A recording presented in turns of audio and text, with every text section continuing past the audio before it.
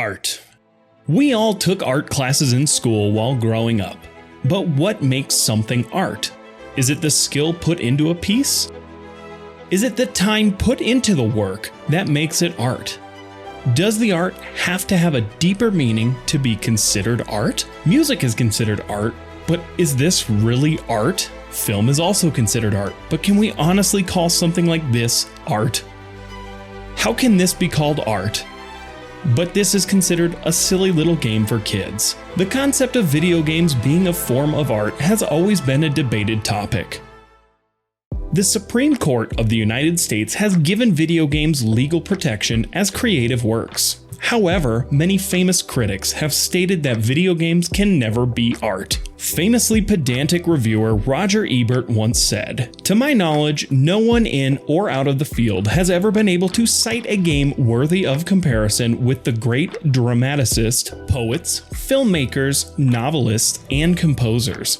That a game can aspire to artistic importance as a visual experience, I accept. But for most gamers, video games represent a loss of those precious hours we have available to make ourselves more cultured, civilized, and empathetic. There is a resistance to accepting video games as an art form. In fact, it wasn't until 2012 that a museum added a collection of video games to their permanent collection. The Museum of Modern Art in New York City currently has 22 video games on display that include Pong, Tetris, Minecraft, The Sims, SimCity 2000, and more. As someone who grew up playing video games and continues playing video games to this day, I do consider video games to be art. The amount of time and skill that goes into making a quality video game is immense. Like art in a museum, two people can look at the same piece of art and take away two completely different meanings of the artwork. In the same vein, two people could play a video game like Doom, and one player could view Doom Guy as the good guy, while the other can view him as the bad guy. Art must have meaning, and video games are full of meaning. Each player views a game from a unique perspective, which enables different people to take completely different meanings from the same game.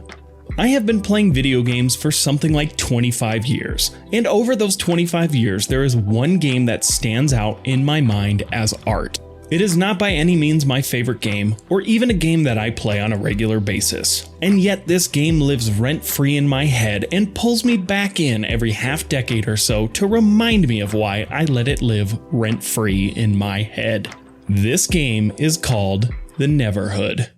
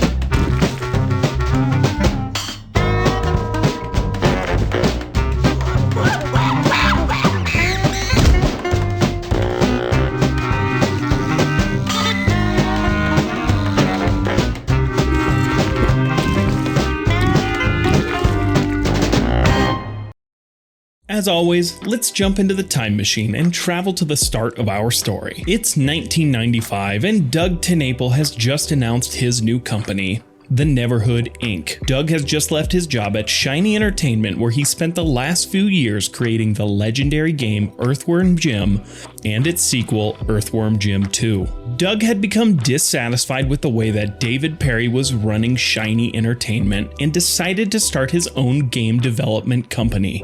Doug founded his new company with several other Shiny Entertainment employees. Soon after the foundation of the Neverhood Inc., Doug approached Steven Spielberg and DreamWorks Interactive with an idea to make a claymation game. DreamWorks Interactive was a new publisher and was looking for new and abnormal games to publish. DreamWorks and Microsoft made a deal with Doug's company and the Neverhood began development. Claymation is a form of stop-motion animation. Each character and background piece are made of plasticine clay, which is a synthetic clay that stays malleable and does not dry out.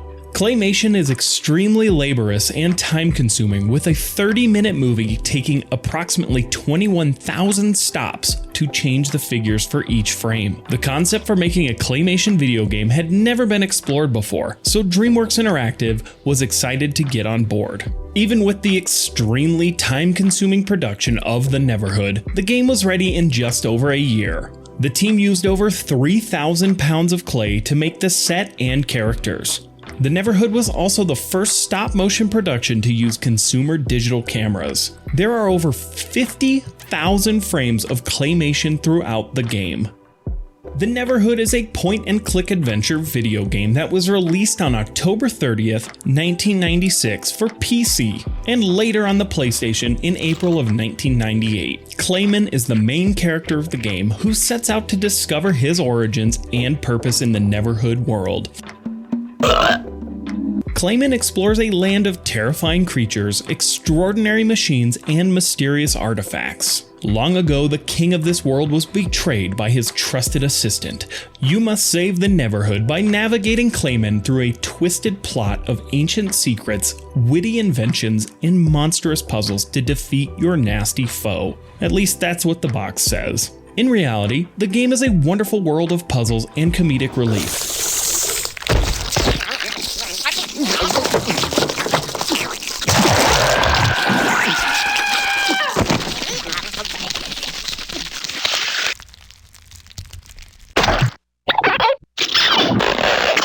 The delightfully lighthearted and at times goofy music helps to immerse the player in the Neverhood world. The Neverhood is a colorful yet slightly unsettling world that leaves the player wanting to know more about the creation of the world. The controls are extremely simple, and even my pet bird could figure it out.